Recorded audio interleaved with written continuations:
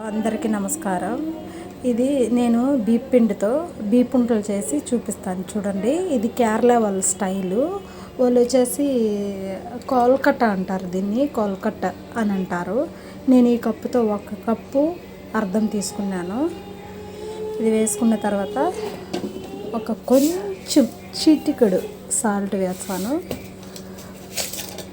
అలాగా 2 స్పూన్లు వచ్చేసి నేను షుగర్ వేస్తాను.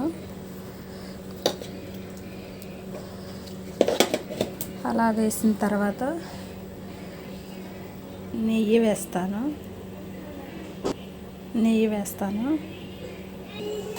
ఇది బాగా కలిపిన తర్వాత ఇది బాగా కలపాల. మిక్స్ చేసిన తర్వాత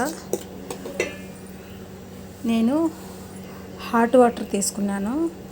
ఇది హాట్ వాటరే పోయాలి, కోల్డ్ వాటర్ పోయకూడదు. ఇది కేరళ వాళ్ళు వచ్చేసి కోల్కట్ట అంటారు.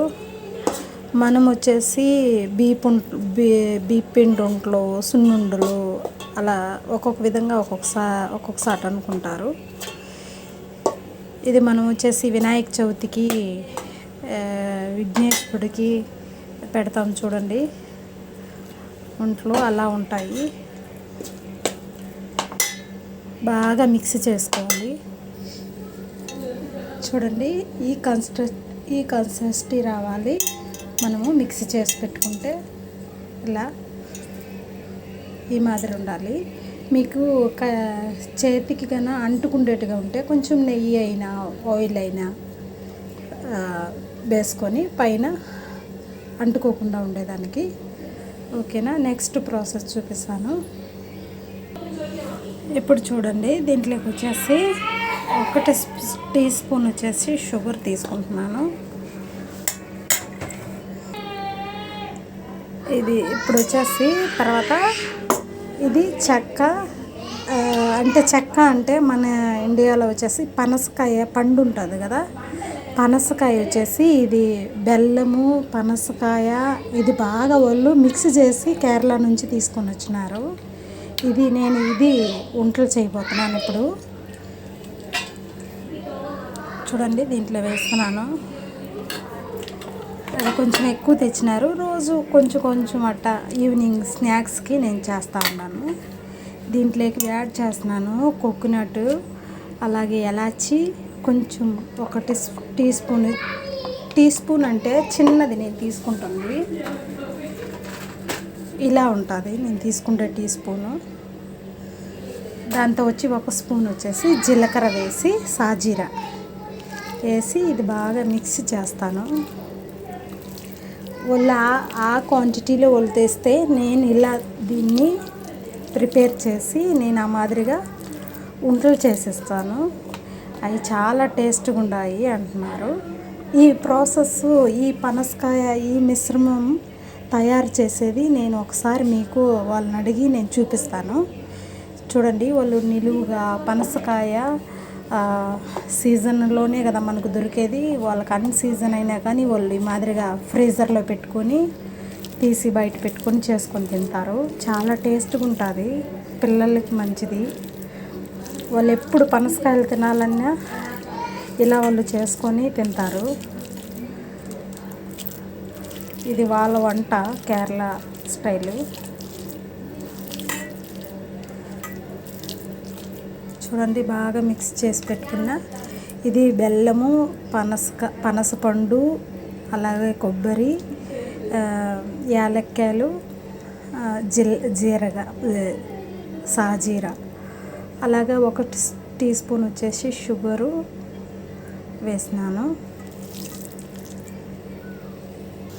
ఇప్పుడు చూడండి, నేను ఇక్కడ మనం ఇడ్లీకి ఆవిరి పెట్టుకుంటాం కదా, అది సెట్ చేసి పెట్టుకున్నాను. ఇప్పుడు ఈ పిండి నేను ఈ మాదిరిగా కలుపుకున్న ఈ మిశ్రమాన్ని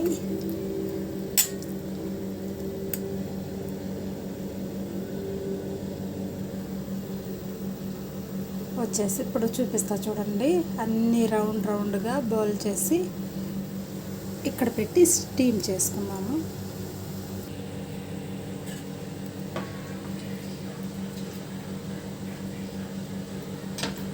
పెట్టుకున్నాను. ఇది మాత్రం కానిచ్చామది అది వెంట.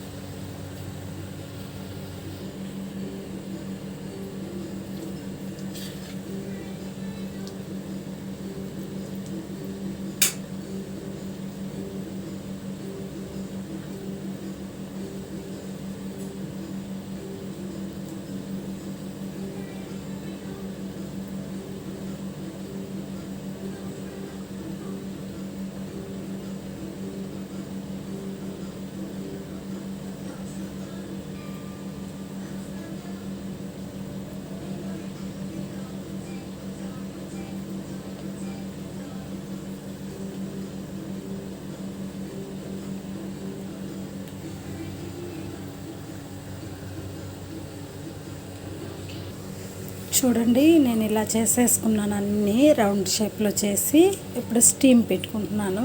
ఈ స్టీమ్ అయిన తర్వాత మనం సేమ్ ఇడ్లీ ప్రాసెస్, ఇడ్లీ ఎలా చేసుకుంటామో అలా ఒక 10 మినిట్స్లో అది బాగా ఉడికిపోతుందండి. మళ్ళీ తీసుకొని తినడమే. మన ఇండియాలో మనం వచ్చేసి ఏమంటామంటే కుడుములు అంటాము. వాళ్ళు వచ్చేసి ఈ మలయాళం వాళ్ళు వచ్చేసి అంటారు కోల్కట్టా అంటారు.